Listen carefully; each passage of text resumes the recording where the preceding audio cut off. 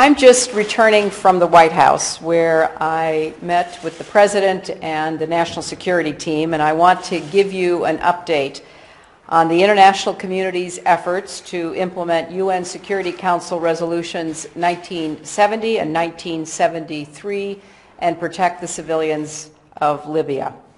Events have moved very quickly, so let's be clear about where we stand and how we got here. When the Libyan people sought to realize their democratic aspirations, they were met by extreme violence from their own government. The Libyan people appealed to the world to help stop the brutal attacks on them, and the world listened. The Arab League called for urgent action. In response, the UN Security Council mandated all necessary measures to protect civilians, including a no-fly zone. But the regime's forces continued their assaults, and last weekend they reached Benghazi itself. We faced the prospect of an imminent humanitarian disaster. Hundreds of thousands of civilians were in danger. So an international coalition was compelled to act. French planes were the first to reach the skies over Benghazi. Cruise missiles from the United States and the United Kingdom followed, striking the regime's air defenses and clearing the way for Allied aircraft to implement the no-fly zone. Many other nations have now joined this effort. After only 5 days, we have made significant progress. A massacre in Benghazi was prevented. Gaddafi's air force and air defenses have been rendered largely ineffective, and the coalition is in control of the skies above Libya. Humanitarian relief is beginning to reach the people who need it. For example, just today, we learned that at least 18 doctors and nurses from an organization funded by the United States Agency for International Development had arrived in Benghazi and were beginning to provide support to the city's main hospital. Gaddafi's troops have been pushed back, but they remain a serious threat to the safety of the people. From the start, President Obama has stressed that the role of the U.S. military would be limited in time and scope. Our mission has been to use America's unique capabilities to create the conditions for the no-fly zone and to assist in meeting urgent humanitarian needs.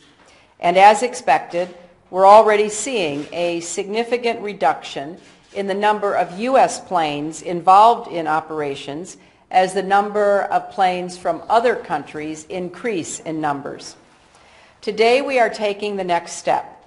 We have agreed, along with our NATO allies, to transition command and control for the no-fly zone over Libya to NATO.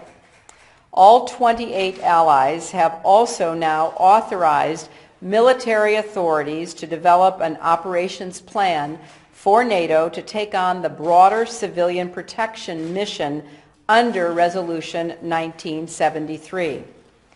NATO is well suited to coordinating this international effort and ensuring that all participating nations are working effectively together toward our shared goals. This coalition includes countries beyond NATO, including Arab partners, and we expect all of them to be providing important political guidance going forward. We have always said that Arab leadership and participation is crucial. The Arab League showed that leadership with its pivotal statement on Libya. They joined the discussions in Paris last weekend on implementation, and we are deeply appreciative of their continuing contributions, including aircrafts and pilots from Qatar. This evening, the United Arab Emirates announced they are joining the coalition and sending planes to help protect Libyan civilians and enforce the no-fly zone. We welcome this important step. It underscores both the breadth of this international coalition and the depth of concern in the region for the plight of the Libyan people.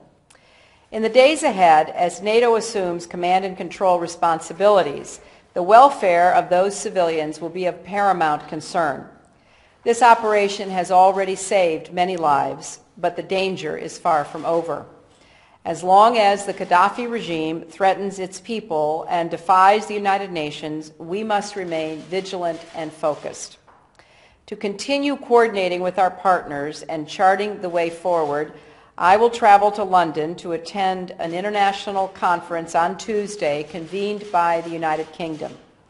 Our military will continue to provide support to our efforts to make sure that Security Council resolutions 1970 and 1973 will be enforced.